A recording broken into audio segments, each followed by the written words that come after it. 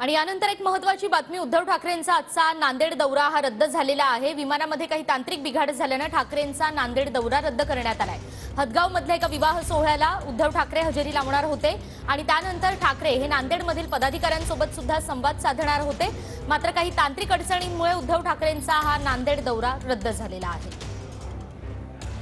आणि याच संदर्भात आपण अधिक जाणून घेणार आहोत आपले प्रतिनिधी स्वप्नील उमप यांच्याकडून। स्वप्नील, नक्कीच निकिता, जर आपण पाहिलं तर पक्षप्रमुख उद्धव ठाकरे हे नांदेडच्या दौऱ्यावर होते।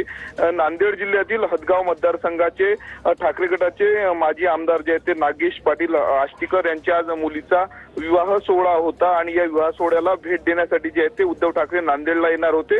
आणि या दरम्यान जे आहेत ते अर्धापूरच्या ठिकाणी जे आहेत ते एक नामफलक आहेत बाळासाहेब ठाकरे यांचं, त्या ठिकाणी ते देखील त्या अनावरण करणार होते। सोबतच ठिकठिकाणी त्यांच्या स्वागताचा कार्यक्रम होतात आणि सोबतच आगामी निवडणुकीच्या पार्श्वभूमीवर स्थानिक पदाधिकाऱ्यांशी ते या दौऱ्याच्या दरम्यान चर्चा देखील करणार होते। परंतु विमानामध्ये काही त्यांच्या तांत्रिक बिघाड आल्याची माहिती समोर येते आणि त्याच पार्श्वभूमीवर जो आहे तो उद्धव ठाकरे यांचा नांदेडचा दौरा जो आहे तो रद्द झालेला आहे।